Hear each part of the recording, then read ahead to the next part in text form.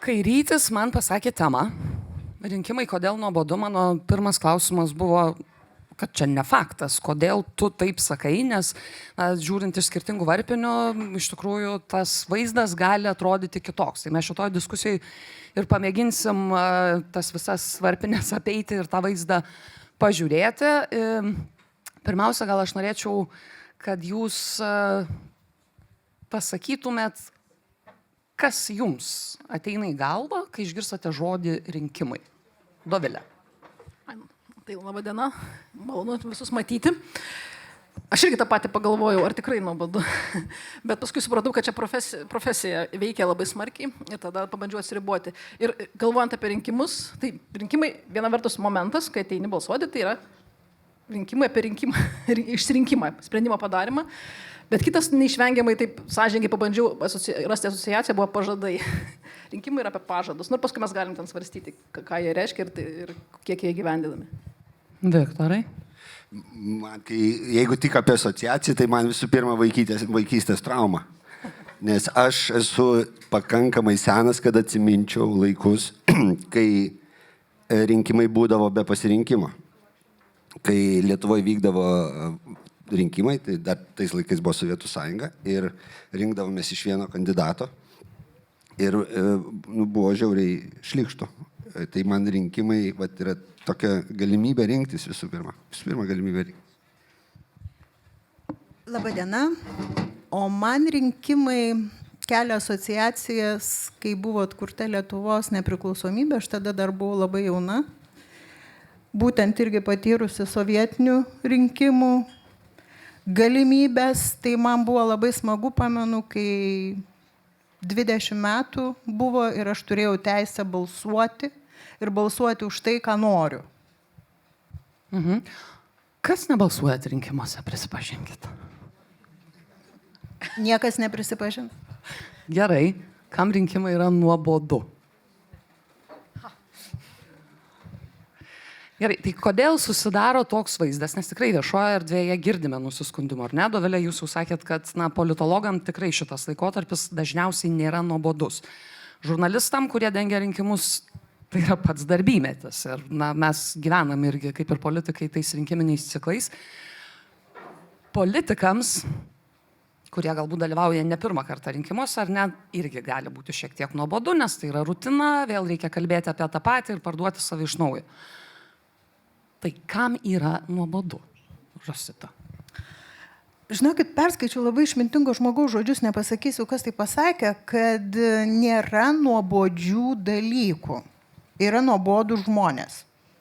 Bet tie nuobodų žmonės, kas yra tada? Politikai? O čia aš jau paliksiu terpę interpretacijai, tegu kiekvienas pagalvoja. Taigi, kas rinkimuose yra nuobodu? Patys rinkimai ar žmonės? Nežinau, ką kolegos.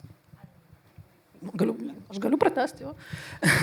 Aš kelis atsakymus gal net turiu savo galvoj. Vienas tai yra toks gan griežtas, tai maždaug, jeigu pasakai man neįdomu arba man nesvarbu, tai skamba maždaug aš priimu čia, aš save pastatau į kritikuotiną padėtį ir taip kažkaip nejauku gali būti, nes, kaip čia, mes visi žinom, kad demokratinė, kažkaip pilietiškumo mokyklą praėjom, žinom, kad demokratija yra svarbu, rinkimuose dalyvauti mums yra, bent jau manau, kad kartojama, kad yra svarbu.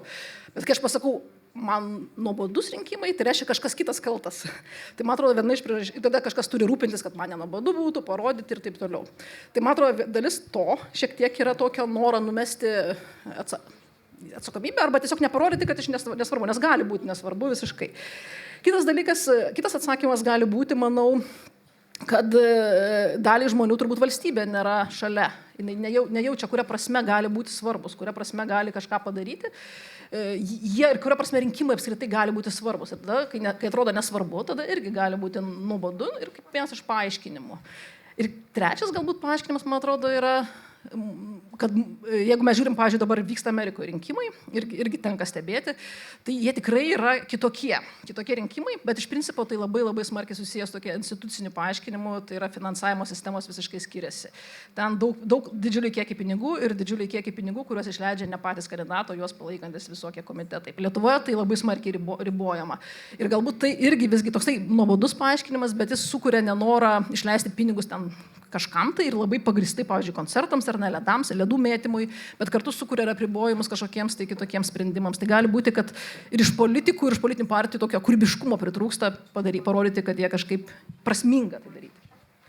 Viktorai, iš tikrųjų, kiek yra tas jausmas subjektyvus, kaip Dovilė sako, čia dabar kažkas kitas turi mane įkvėpti, ta kampanija turėtų būti kažkokia, nežinau, linksminanti, ir kiek vis dėlto yra tos sudėtinės dalys, kaip pati kampanija, jos strategija, partijų programos, apibrėžimas, kaip turi vykti debatai, pavyzdžiui, ar ne, ir visi kiti dalykai.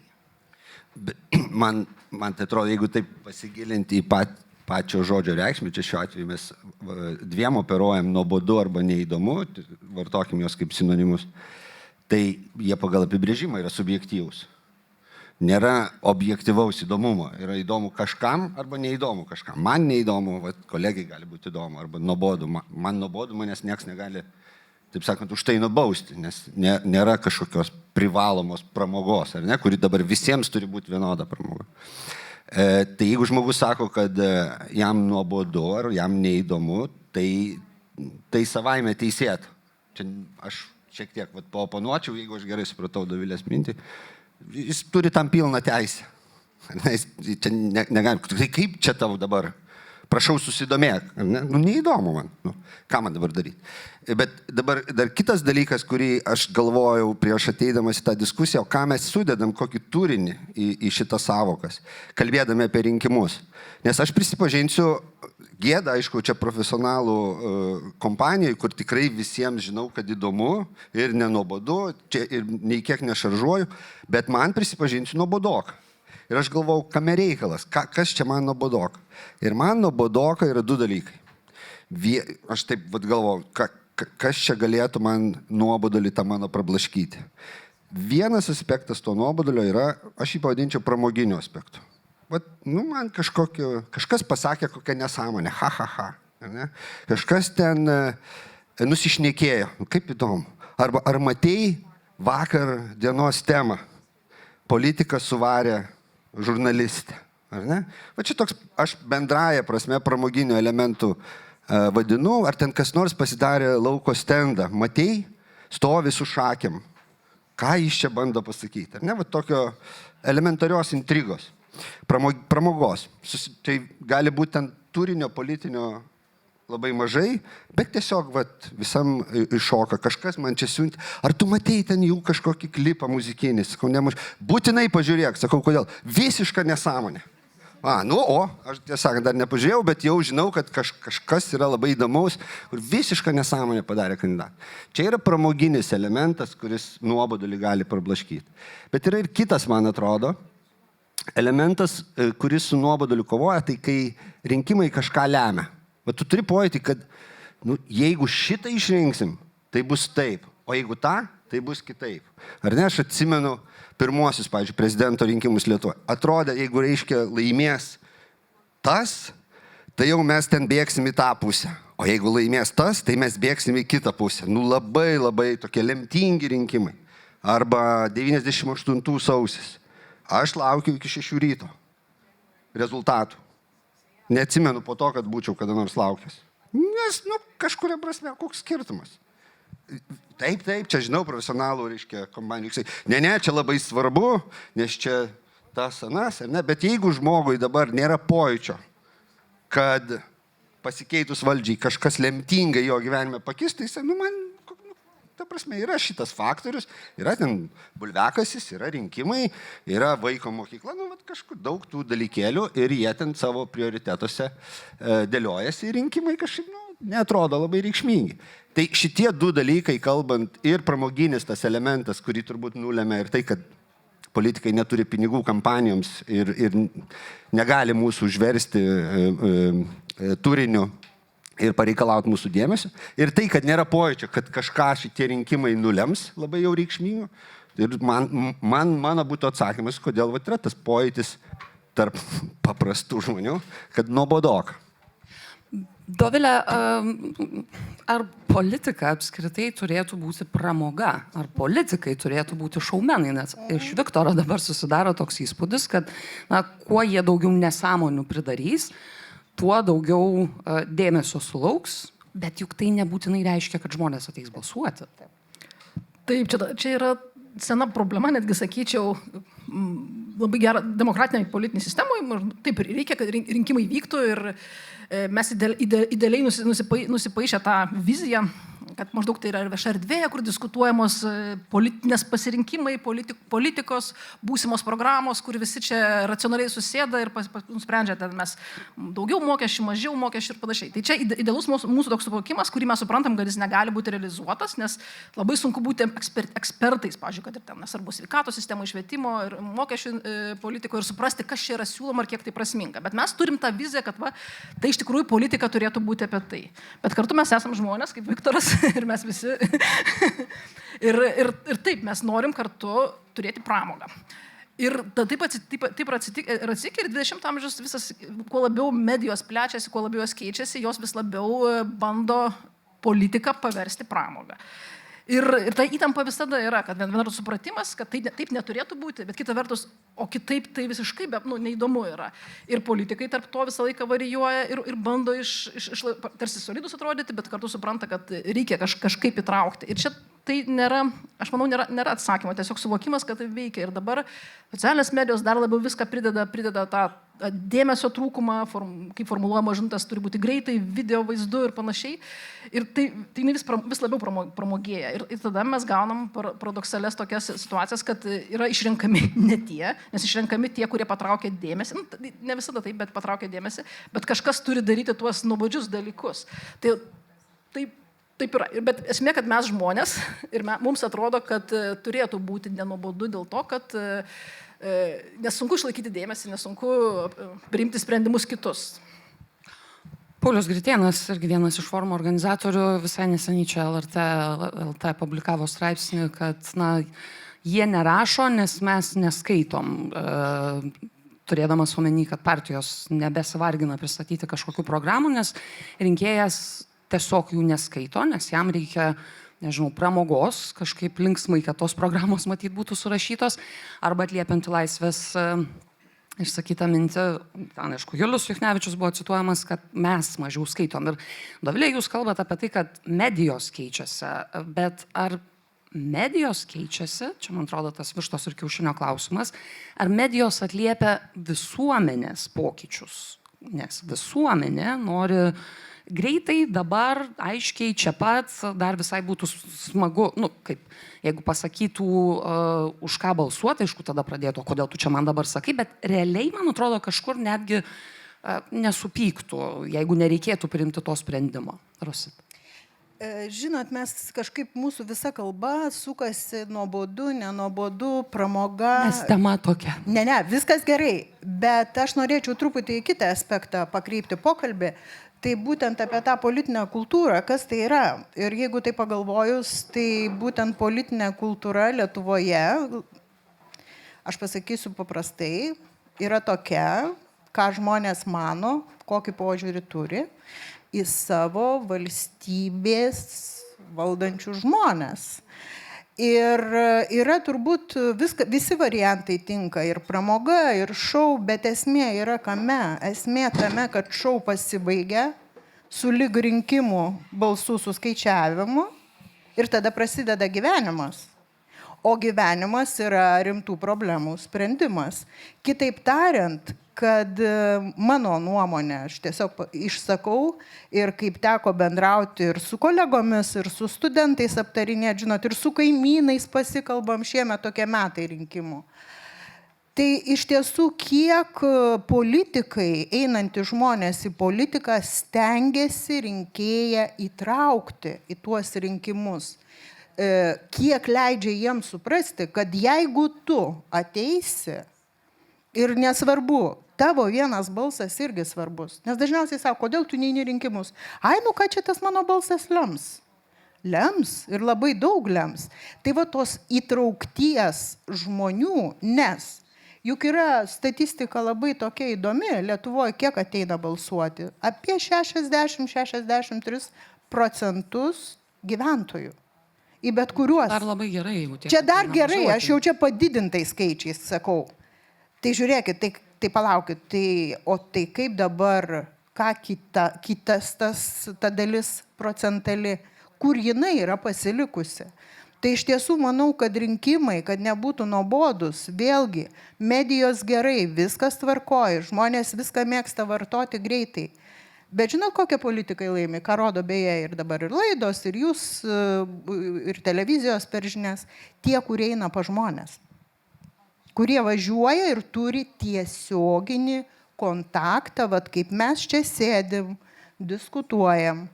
O medijos viskas gerai, bet čia yra paviršius. Gylis, aš manau, yra santykyje su žmonėmis. Aš dar tiesiog pratęsiu, nes labai tiesiog istorija, visi mes turim sodybas, kaimus ir mano kaimynas ateina, sako, va, atėjau pasižiūrėti už kelių namų, jiem reikia pražygiuoti ten kelis tos kvartaliukus, sako, atėjau skelbimų lentą pažiūrėti. Yra skelbimų lentos kaimuose vis dar ir ten dabar politikai kabina skelbimą, sako, aš pažiūrėti norėjau, kas užkabino dar vieną skelbimą. Tai čia tas įdomus reiškia kažkam įdomu, bet buvo ten vienas jaunas politikas, akivaizdžiai pradedantis politinę karjerą, jo šitie skelbimai yra nuolatos nuplėšami ir jis vėl vis kabina. Reiškia dažnai ateina, jis sako, o tas berniukas, aišku, sako, jis buvo pas mane ir pakalbėjo. Ir iš principo ir tai čia tik mikro pavyzdys, bet aš manau, kad jūs visiškai teisi sakydama, kad dalis va to yra kontaktas. Ar ne? Nes labai daug rinkimų kampanijos persimetė dabar į internetinę erdvę. Ir va ta dalis labai lieka pasimiršta ir man atrodo, jinai dabar iš naujo atrandama. Nes gerai, tas berniukas atėjo pasikalbėti, galbūt už jį ir nebalsuos, bet faktas, kad atėjo pasikalbėti. Jo, žino, kad jisai gyvas ir kaip jisai atrodo, kaip jisai kalba. Viktorai, o nėra taip, kad būtent tas išsibarstymas internetinėje erdvėje po skirtingas žiniasklaidos platformas, po skirtingus socialinius tinklus sukuria įspūdį, kad, nežinau, nėra tų naujų politikų, nėra naujų idėjų, nes visuotinai jau sutinkama, kad mes užsidarome tam tikruose savo burbuluose ir šitas iš naujo atrandamas būdas nuo durų prie durų, kas jis yra senas patikrintas, yra būdas pramušti galbūt tą informacinį burbulą, kuriame žmogus yra. Aš šiek tiek nustebau išgirdęs, kad tas susitikimas su rinkėjais čia kažkoks naujas būdas. Čia gal, aš nesu rinkimų technologijų specialistas Lietuvoje, bet man atrodo, Lietuvoje gal tai nebuvo tiesiog praktikuojama, bet žargonų tas door-to-dooras, tai čia rinkiminių technologijų klasika turbūt.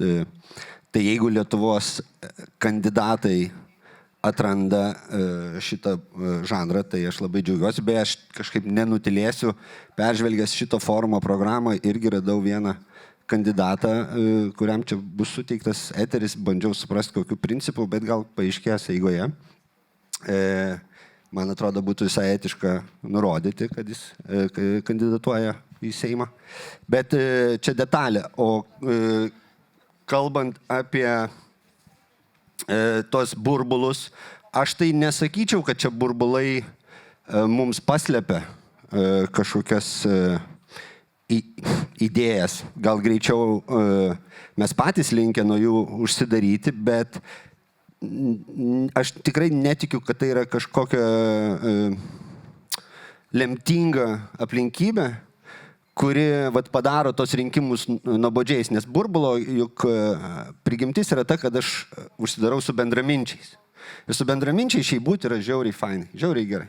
Tau atrodo, burbulo pasiekmė yra ta, kad tu jauties geras tas pasaulis. Aišku, kol nesusiduri su kažko iš kito burbulo ir tada tau jau atrodo, iš kur tie bepročiai. Iš kur tų bepročių yra? Bet taip tiesiai šviesiai. Jo, ir kur jie visi, ar ne? Bet čia ta pasiekmė, aš nemanau, kad jinai kažkaip nulėmė, tas efektas, kad kažkaip nulėmė rinkimų nuobodumą. Aš vis tik tai drįsčiau sakyti, kad šiais metais šių rinkimų kontekste tiesiog nėra pojūčio, kad tie rinkimai ką nors lemia rinkėjams. Trasa išpūtė akis, tai galbūt jie dar nesuprato. Nes aš visada galvoju, kad mano balsas yra lemiamas ir visada prieš kiekvienus rinkimus sakau, kad jeigu jūs neteisit balsuoti, tai valdžia aš išrinksiu. Aš patikslinsiu mintį. Aš turiu omeny ne tai, kad rinkėjo balsas nieko nelėmė, o kad tai, ką išrinks, jokio skirtumo. Čia yra skirtingi dalykai. Ir mes galim ilgai, ir mano galva, tai ir politikų darbas, visų pirma politikų darbas, paaiškinti, kuo svarbu, kad jis būtų išrinktas. Jeigu aš dabar kaip rinkėjas atėjęs į rinką, žiūriu ir man įtę ar ūtę jokio skirtumo, vat nuoširdžiai. Ten kažkur viena gal daugiau padidins pensiją, kita mažiau, bet iš esmės man daug nekeičia. Tai čia dabar galima mes ir sakyti, ir turbūt teisingai sakyti, tai tu durnius, nes tu nesigilini, Bet žmogus sako, jo, aš linkęs nesigilinti, aš turiu svarbesnių reikalų. Man nėra pojūčio, kad čia dabar man reikia sutelkti savo dėmesį. Ir čia ne apie tai, kad mano balsas nieko nelemia. Čia ne apie tai. Čia apie tai, kad nesvarbu, ten iš tų, kas čia gali laimėti, man didelio skirtumo nėra. Ir man atrodo, va, tai galiausiai ir sudaro esmę, šerdį tos apatijos, apie kurią mes čia bandom diskutuoti. Jeigu jūs turite kokių nors pasvarstymų klausimų, tai nesidrovėkite, galimybė ta yra. Bet Dovilė, kiek yra pačios politinės partijos atsakingos dėl to, kad rinkėjas nebejaučia skirtumo tarp jų? Ar tikrai viskas yra taip susiniveliavę, visos, nežinau, vertybės, tikslai, kad, na, ir norėdamas, tu ten kažkokių skirtumų baisiai nerasi tarp socdemų ir konservatorių, pavyzdžiui. Ir ar taip yra tik Lietuvoje? Aš iš dalies ir sutinku su Viktoru, kai sako, kad daliai žmonių, ypatingai tie, kurie neateina, netrodo, kad kažkoks skirtumas tarp jų, nes jie visi vienodi kažkokiu tai būdu.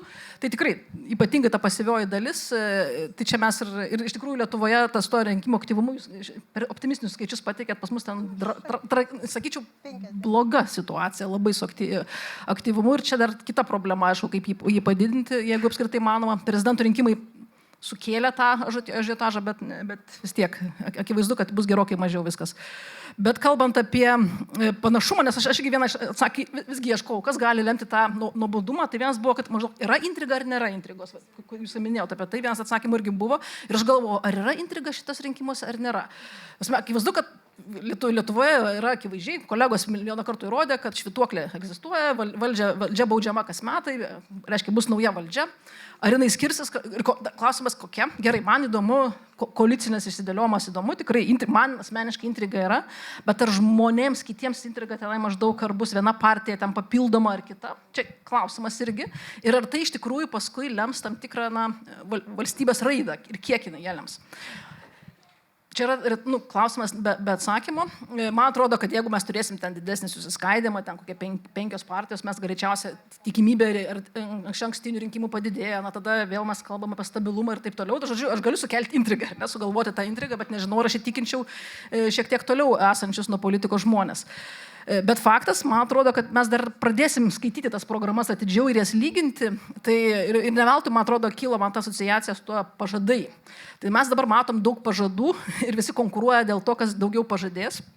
Bet ar tai transformuosis į kažkokius politinius konkrečius skirtumus, politinius pasirinkimus, politinės reformas, man tikrai didelis klausimas. Ir šia prasme mes visi žinom tas didžiasias reformas, kurias reikia daryti. Ir mokesčių reforma, ir sveikatos, ir švietimo, ir visos valdžios, kurios ateis, nebent ateis kažkas labai radikalaus, kas vargu ar tikėtina, turės tai spręsti.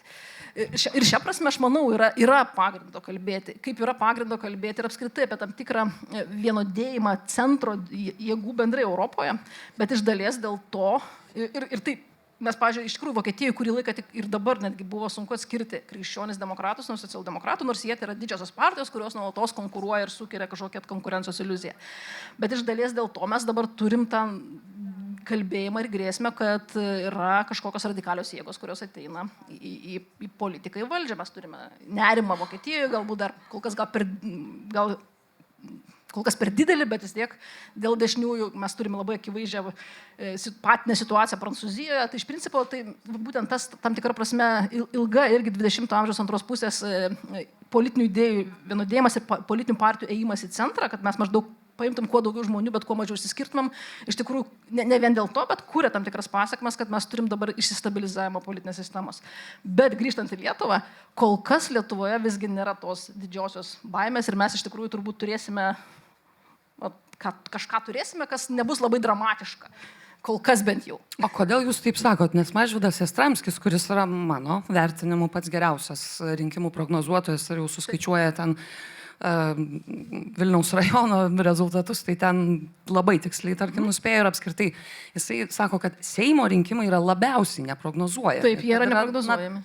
Visiškai neįmanoma numatyti, kitaip negu, tarkim, savivaldos arba prezidento rinkimų. Jūs sakot, kad nebus. Aš galėčiau skaičiukų pasakyti, nepasakysiu ir tikrai žinau, kad jeigu pasakysiu, nepataikysiu, tai čia tikrai, čia su Mažvydu niekas nekonkuruoja, bet aš turiu minti bendrą, jeigu mes turėsim į išsidėstymą ir kas turės valdžią, greičiausiai mes turėsime pakankamai aiškę, kaip netikėtą koaliciją. Tik tai klausimas bus jos stabilumas, kas ir tolimuoju metu yra svarbu, bet jeigu mes kalbam iš tos argumento, kurį sako Viktoras, kad žmogui, kuris pasižiūrės tą naują koaliciją, kurie pasakys vyriausybės programą, jie nenusteps dėl jos. Šią prasme aš tą turėjau minti. Jeigu galima, aš norėčiau vėl grįžti prie mūsų tos, kadangi nesu politologė, savo mintis grąžinti prie temos nuobodu, nenuobodu ir apie būtent elektoratą, tai yra rinkėjus. Vėlgi, tyrimai rodo, kad vis tik mūsų pasyviausi rinkėjai yra jaunimas. Ar tiesa? Šitas jaunimas sakė, ateis balsuoti. Čia, žinokit, statistika. Ar taip? Tai politologė sako taip. Tai iš tiesų, kad tie rinkimai, kodėl jaunasis elektoratas neateina, tai gal irgi turbūt jaunimas šiandien yra visai kita karta ir tai, kas pavyzdžiui 40-mečiam ir vyresniem galbūt yra priimtina, šiandieniam jaunimui yra kitaip. Ir kitas dalykas, kad tie patys politikai pradeda ruoštis, pavyzdžiui, Seimo rinkimam likus 3 mėnesiam.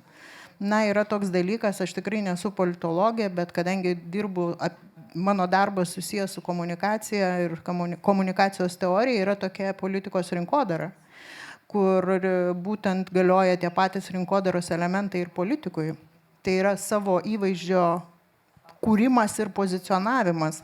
Tai yra atitinkamos stadijos, kada prasideda, kada tu susikuri įvaizdį, jį kažkaip pozicionuoji, brandini ir tada eini į startą, į rinkimus. Pas mus čia politikoje norintis stoti prie valstybės vairo, neretai iššoka kaip iš kanapių, žinot, tie. Staiga iš kažkur išdygsta. Ir mes apie juos žinom tiek, kad priklauso tokiai partijai. Ir tokių prisiklijavusių iššokėlių prieš mėnesį 2-3 yra be galo daug. Ir kas atsitinka, jaunimas yra pakankamai, aš manau, šiandien ypatingai tas, kuris studijuoja, apsišvietęs, išsilavinęs, pagalvoja, ką man eiti rinkimus, jeigu tokie išsišokėliai, kuriuo aš net nežinau, nėra asmenybės, bando stoti prie vairo. Čia mano pamąstymai. Bet aš tai norėčiau nesutikti, nes kažkas valdžiai išrinks. Tai vis tiek išrinks tos išsišokėlius ir dar norėčiau nesutikti, kad tai yra vien jaunimo, pavyzdžiui, atsakomybė, kadangi mano jaunimas, gal jie ir nenorėtų eiti balsuoti, aš turiu 2 vaikus. Tai nuo pat tos akimirkos, kai su 18 buvo savivaldos rinkimai, tai jie privaloma tvarka turi bent jau atsižymėti, būtinai atsiųsti man įrodymą, kad balsavo, kartais pasikonsultuoja, bet va čia iš tikrųjų ir klausimas, aš čia dabar per savo šitą prizmę galvoju, ar nėra taip, kad, vėlgi, kaip ir, nežinau, skurdo ar bet kurie kiti ratai, yra, kad neina balsuoti jaunimas tų tėvų, kurie patys nebalsavo. Ir ar nėra taip, kad vėlgi tie rinkimai yra neįdomus žmonėm, nes čia vėlgi yra 2 grupės, kur galima skaldyti dar mažesnės grupės, kur yra grupė žmonių, kuriem politika apskritai yra neįdomu, nes jiem pats žodis kelia alergiją. Nors realiai, kai pradedi su jais kalbėti, juk sakai, žiūrėk, viskas yra politika. Į kokį darželį tu galėsi vesti savo vaiką, kiek tu uždirbsi, su kokiu automobiliu važiuosi, kokiam mieste prisiregistruosi. Viktorai, matau, norit jau. Aš pabūsiu velnio advokatu, nes čia, taip, visi čia turim mes balsuoti ir visi mes turim būti pilietiški ir dalyvauti, reiškia, ir graikai tuos, kurie nedalyvauja, vadino idiotai. Visą šitą mes žinom, reiškia, iš politologijos įvado. Bet man taip kirba mintis, bet jeigu aš dabar gyvenu Lietuvos Respublikoje ir matau čia kažkokie kandidatai, rinkimai, čia gegužė prezidentą, dar ten kažką jau į Briuselį siuntėm, dabar čia Vilniui reikia. Ir sėdžiu ir galvoju, bet šiaip tai aš pakankamai gerai gyvenu, kad man nėra didelio skirtumo. O nėra, Viktorai, čia kaip su skiepai, žiūrėkit, kur irgi dabar čia visi masiškai nesiskiepija. Nu, aš toj prieisiu, ką turiu omeny, kad visi taip gerai, ta prasme, tų lygų nebėra, nes buvo anksčiau visi suskiepyti ir dabar tos lygos grįžta. Tai kitaip tariant, šiandien jūs gyvenat gerai, nes iki šiol viskas važiavo ir laikėsi ant tų žmonių, kurie, tarkim, ateina balsuoti, kurie ne vis vien, kurie vis tiek palaiko tą pačią sistemą. Ir jeigu atsiras daugiau tokių apatiškų žmonių kaip jūs, tai tada jau ir sanitariniai kordonai nuo, tarkim, radikalių jėgų nepadės ir ta situacija labai greitai pasikeis ir ką jūs tada darysit?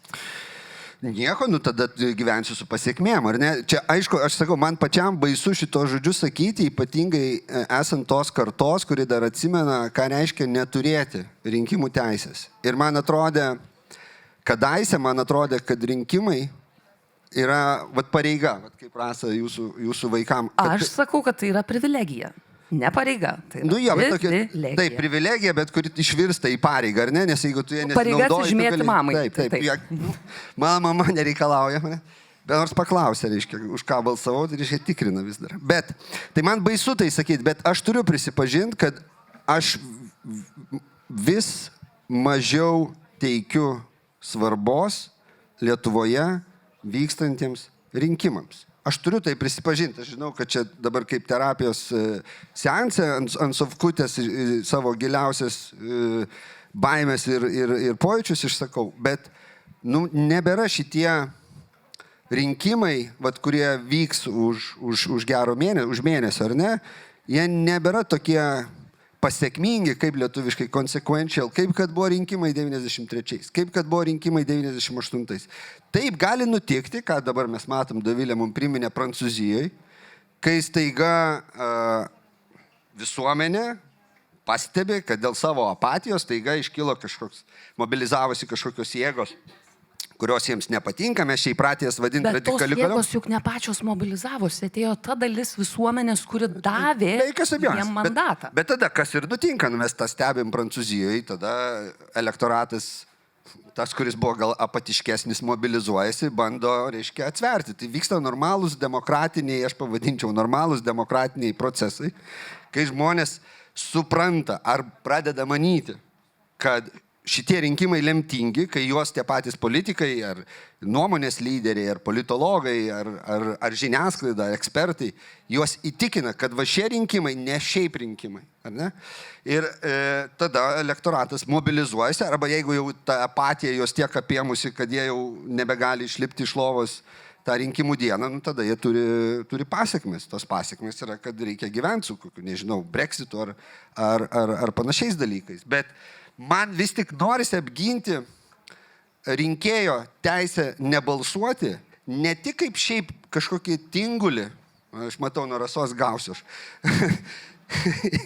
ne šiaip kaip tingulį arba tokį idiotizmą, bet kaip išraiška to, kad, man, žinokit, viskas gerai, aš patenkintas būklę. Man taip gali ten būti kažkas geriau, daugiau, bet nematau nieko radikalaus, jokio proveržio, pažado toj pasiūloj, kuri yra, nematau kažkokio lemtingo pavojaus, čia Lietuvoje turbūt tai būtų kokios prorusiškos jėgos ar kažkas panašaus, jos ten savo nesurinks, tai aš, žinot, giminės suvažiavimas tą sekmadienį ir aš nenubalsuosiu.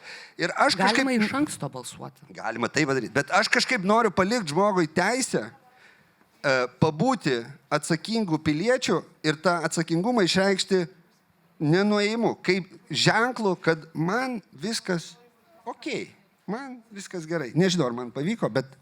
Nepavyko.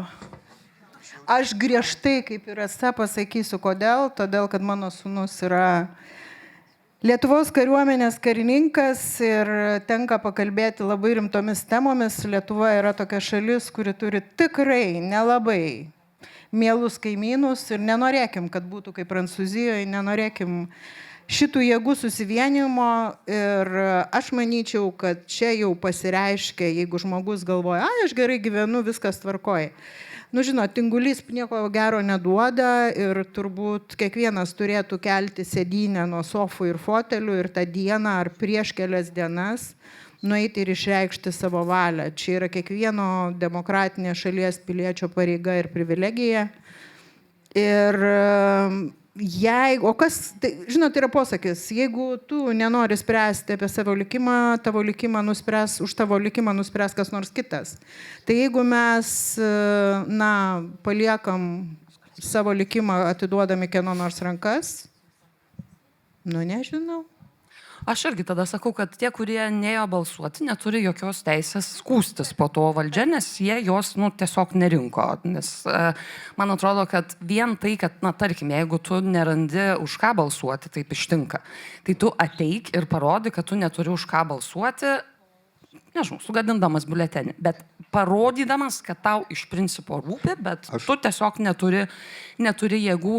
Gerai, prašau. Aš radikaliai nepritariu tai minčiai, kad jeigu tu nebalsavai rinkimuose, negali kritikuoti valdžios.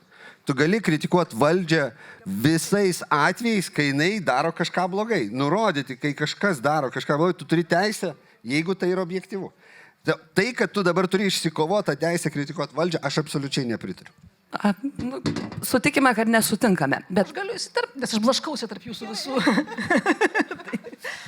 Nes aš sutinku, kad yra teisė, jeigu mes turim teisę neteiti rinkimus, tai yra tai teisė ir kitą dar papildomą argumentą turiu, kad gal ir gerai, kad dalis žmonių neteina balsuoti. Yra tiesos, aš irgi su šita filosofijos linija iš dalies sutinku. Tai čia, aišku, mes pasukam nuo nuobodulio į pasyvumo, ar reikia gerai, ar kiek pasyvumo rinkimuose reikia, ir manau, kad tai iš dalies susijusi tema. Tai dėl to aš irgi nepasisakyčiau ir taip, kiekvieno pasirinkimo klausimas. Bet kita vertus, ar tikrai mes norim dasigyventi iki tol, kad jau suprastumėm, kad gal ir reikėjo ateiti? Nežinau. Aišku, kad nenorim.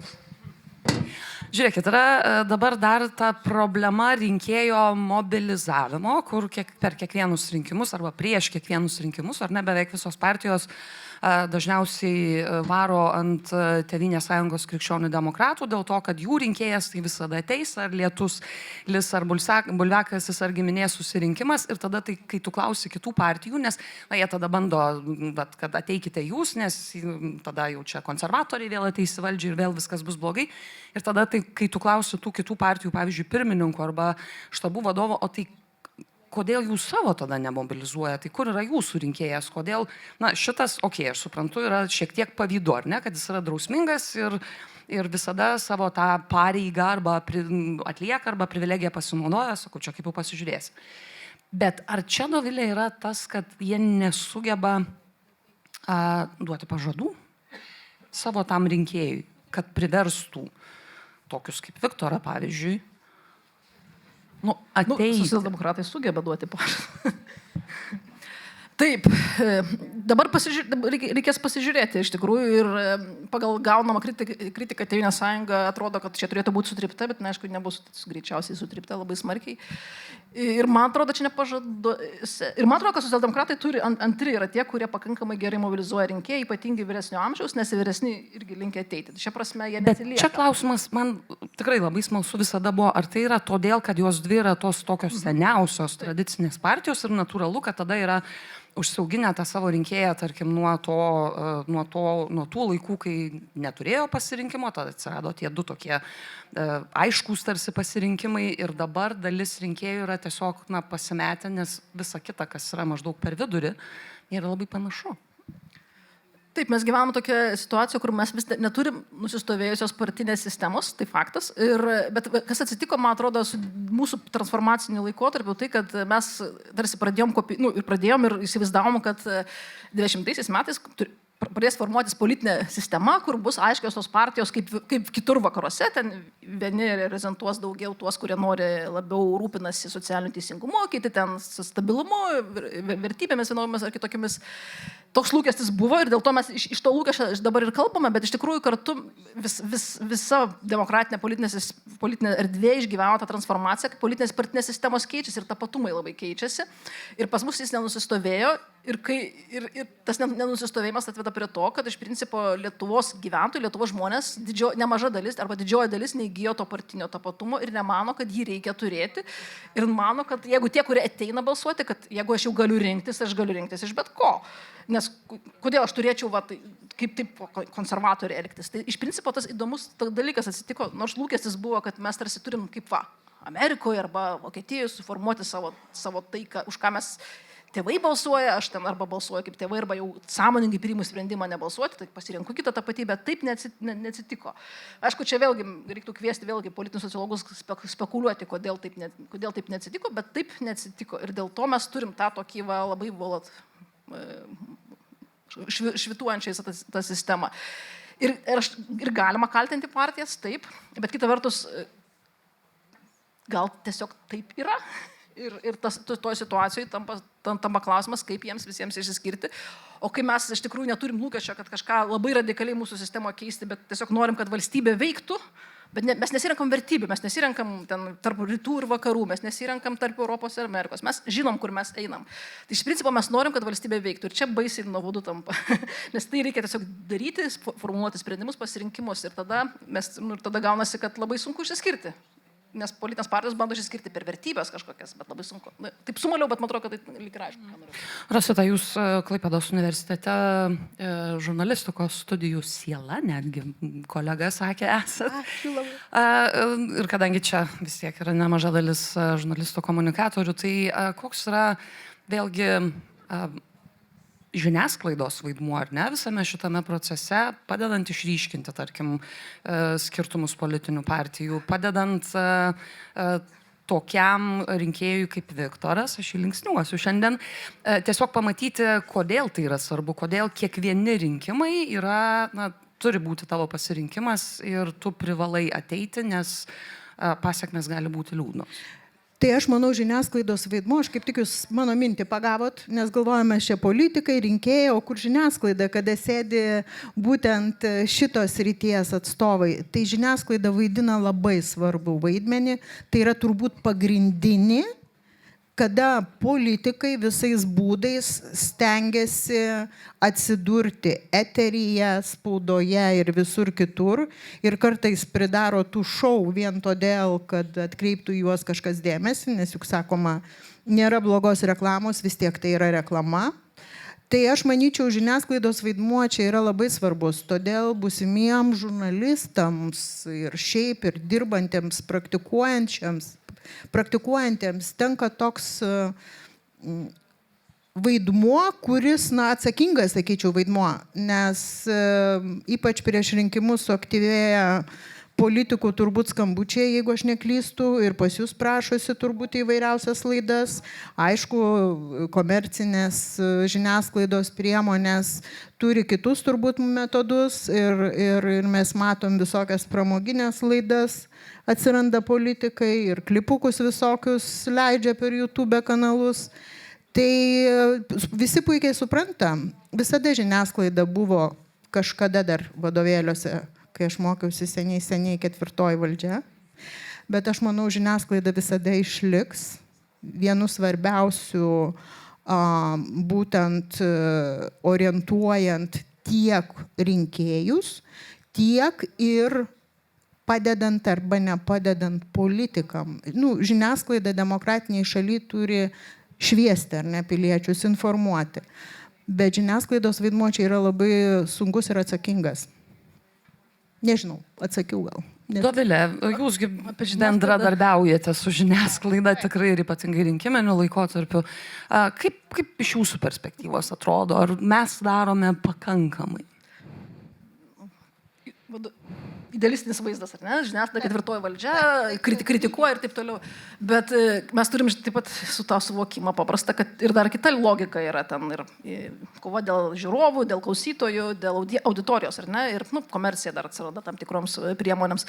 Ir tai iš karto padaro įtampą ir sukuria tą problemą, kur, kai jūs klausite apie pramogą, aš vieną elementą, aišku, pamiršau, būtent labai svarbu dalyką, tai kad to pramogos kūrime, aišku, žiniasklaida užima labai didelį vaidmenį.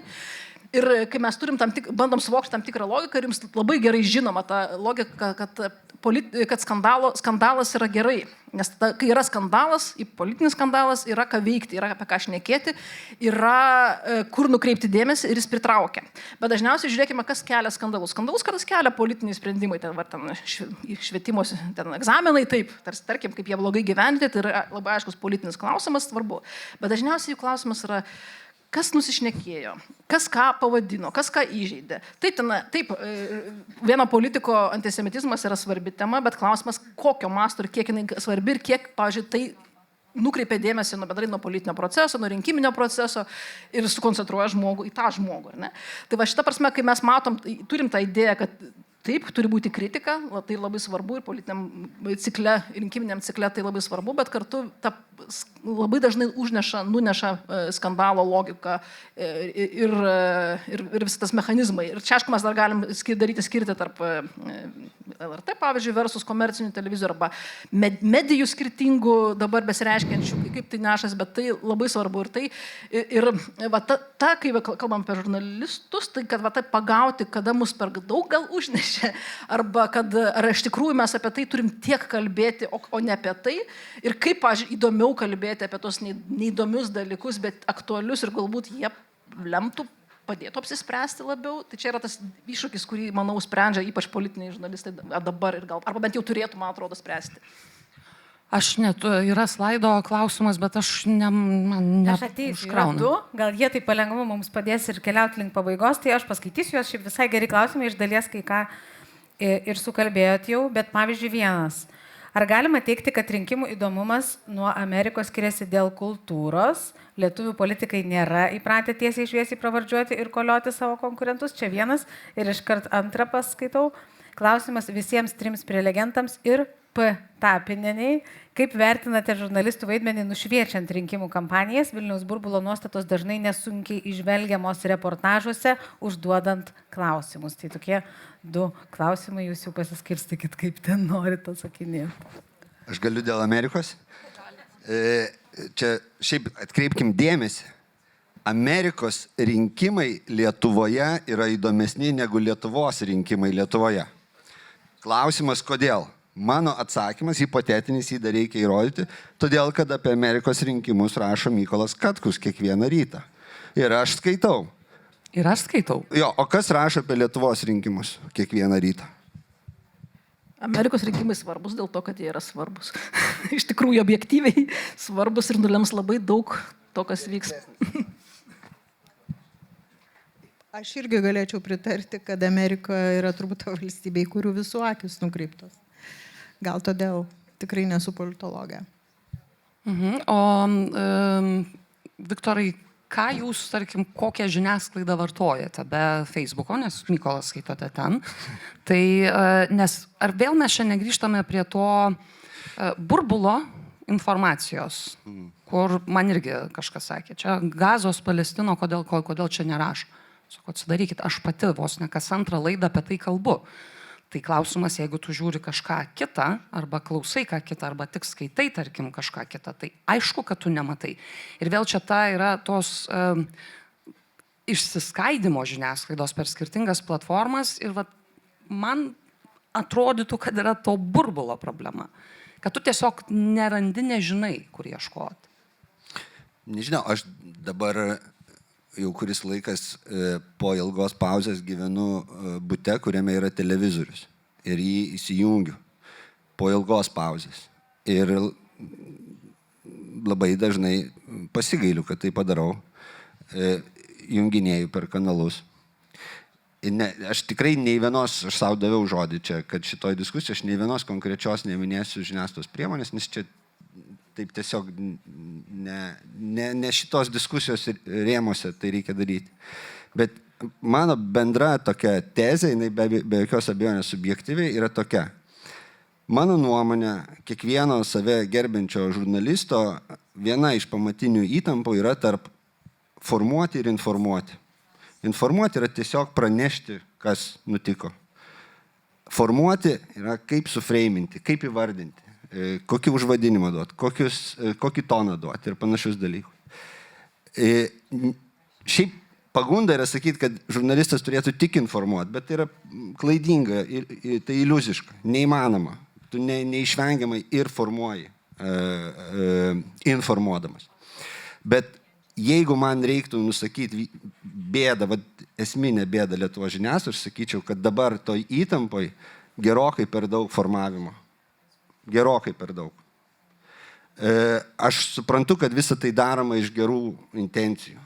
Žmonės, žurnalistai nori pranešti, bet aš duosiu vieną pavyzdį, kuris aš vis dar neatsigaunu. Aš vis dar atsimenu, kalbėjom apie door to door, aš vis dar atsimenu, kaip Lietuvos žiniasklaidos korifėjai ėjo už vieną kandidatą door to door per rinkimus. Jie tai darė pačių geriausių paskatų vedami. Pačių geriausių. Aš nei kiek nebejoju jų gerą valią. Bet kai žurnalistai eina ir agituoja rinkimų kampanijos metu už bet kurį kandidatą, man šitų žurnalistų po to patikimumas, jis visą laiką po klaustuku. Visą laiką. Aš galėčiau toliau vardinti. Ir galėtume eiti ir analizuoti pavyzdžius, imti dienos temas ir panašius dalykus. To pilna. Aš pabrėžiu, nes aš nenoriu būti tas, kuris ateina ir visą laiką žiniasklaida bloga. Aš nei kiek neturiu abejonės, kad absoliučią daugumą atveju tai daroma iš gerų paskatų.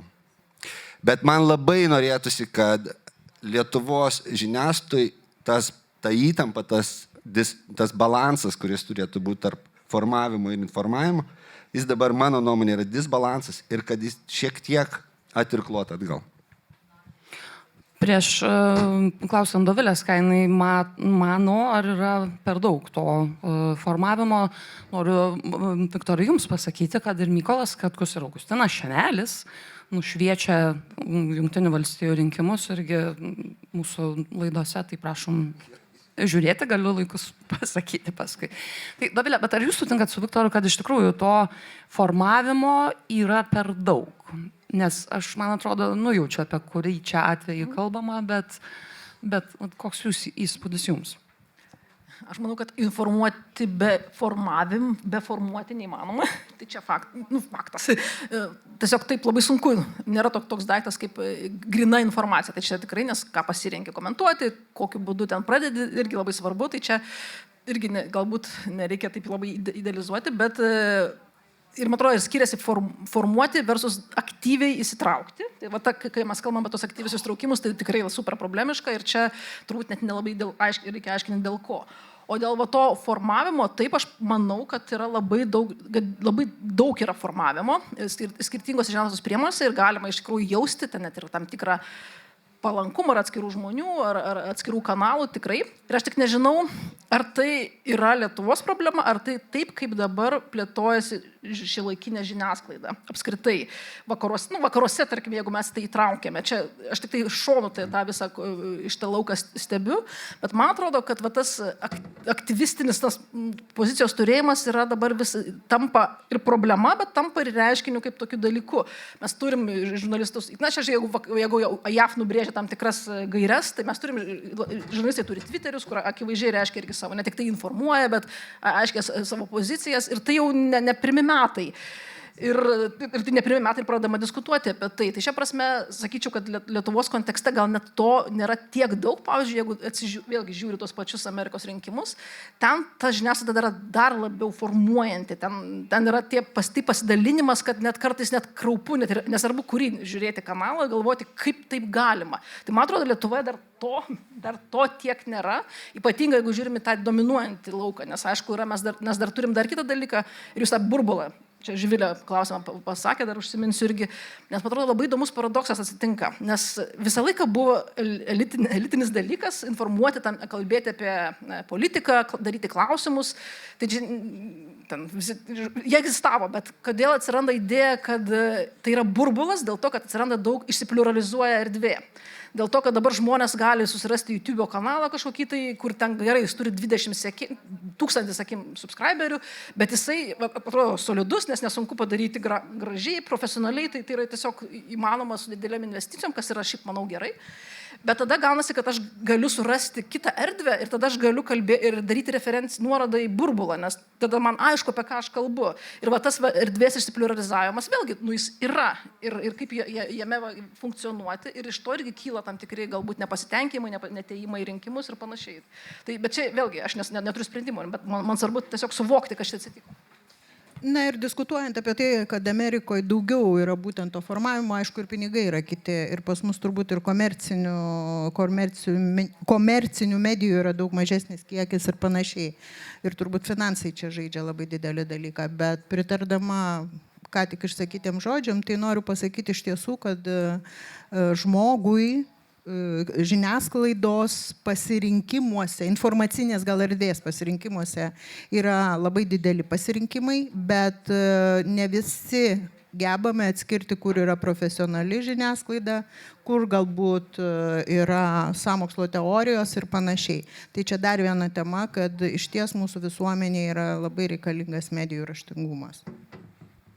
Kadangi klausimas ir man buvo adresuotas, tai aš negaliu kalbėti už kolegas, aš sutinku, taip, reikėtų pripažinti, kad ten socialiniuose tinkluose būna tokių, kur aš skaitau ir galvoju, ar tu tikrai norėjai šitą pasakyti ir parašyti viešai. Aš asmeniškai pati savo neleidžiu nei komentuoti, nei vertinti, netgi, tiesą sakant, laikų ar šypsenėlių nededu, nors kartais labai norėčiau, nes tikrai būna labai juokinga. Bet vien todėl, kad aš labai suprasčiau savo pašnekovą, kuris neteitų pas mane. Nes sakytų, aš žinau tavo nuomonę, tai ko man eiti? Nes yra tokių atvejų, kur žmonės atsisakė ateiti pas žurnalistą, nes tas žurnalistas prieš tai labai aiškiai pasakė, ką apie jį galvoja. Aš savo darbą laikau kaip tarpininko tarp žmogaus ir politiko, ar žmogaus ir ekonomisto, ar žmogaus. Kitaip tariant, mano darbas yra pabūti tuo mediatoriumi ir nieko daugiau. Savo politinės pažiūras aš išreiškiu atėjusi prie balsadėžių ir per visą karjerą yra tikrai buvę atvejų, kur tarsi ir pasitvirtino tai, kad aš sugebu išlikti nešališką, ar ne, netgi jeigu man ten gal mažiau patinka vertybės, kad yra ten buvę atvejų, kur, tarkim, abi pusės ėjo skųstis ir sakė, kad ta pusė, sakė, kad šališka čia buvo, bet lygiai taip pat ėjo ir ta kita pusė skųstis, tai vadinasi, tas balansas yra, bet kas man atrodo yra irgi svarbu suprasti, jau čia dabar iš to, nežinau, žiūrovo, simpatiko, rinkėjo pusės, kad visada, kai kibiau klausė tavo kandidato, jeigu jis yra ten, tarkim, kontekste ir jisai, tarkim, atrodo silpniau, tu natūralu, kad tavo simpatijos yra už jį ir tu labiau pyksi ant moderatoriaus, ant vedėjo, ant žurnalisto, nes tiesiog, jautiesi tarsi ir tave, ar ne, ir tavo pažiūras kažkaip žeistų.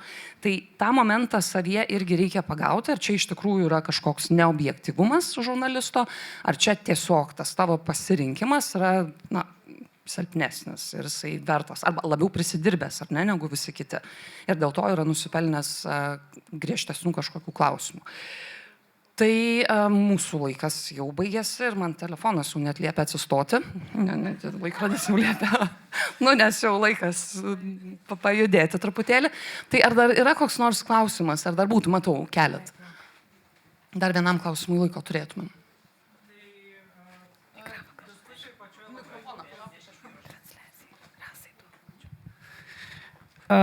Pačioj diskusijai irgi buvo daug šnekėta apie problemas, apie pačias priežastis, kodėl viskas vyksta, bet visgi įdomu būtų galbūt pasvarstyti, ar visgi šiandien būtų įmanoma atrasti kažkokį, bent kažkiek efektyvų, pavadinkim, vaistą, kuris padėtų bent šiek tiek mobilizuoti, spręsti šitą problemą dėl pačio pasyvumo, rinkėjų dalyvavimo rinkimuose ir aplamai to bendro galbūt jausmo, kad rinkimai išties gali lemti mūsų visų gyvenimą.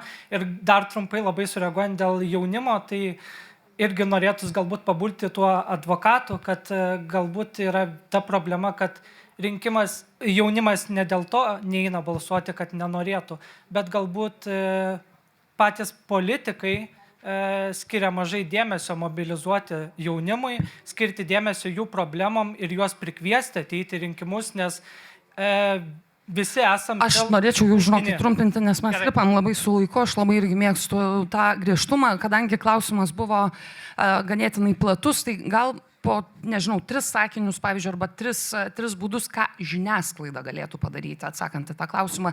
Nežinau, gal kas pasiruošė, nes Viktoras matau jau. Aš galiu labai trumpai pasakyti, kad tie, kurie eis į politiką po 4 metų, jau dabar turi pradėti ruoštis. Kito kelio nėra. Dabar rinkimuose, nežinau. Trumpai tai pašmaukštauti galima, tik tai mes apie door to door kalbėjom, tai va dabar visi žiniasklaidos priemonės susitarė ir paragina, liepia visiems politikams savaitę nieko nedaryti, tik tai door to door. Viktorai. Aš tai liksiu prie savo tezės, nedramatizuokit ir leiskit žmonėm nebalsuoti. Gerai, tai mes pakalbėsim. Dar dėl to aš nenoriu taip paprastai nusileisti, bet ačiū labai tada Viktorai, Dovilė, Rosita.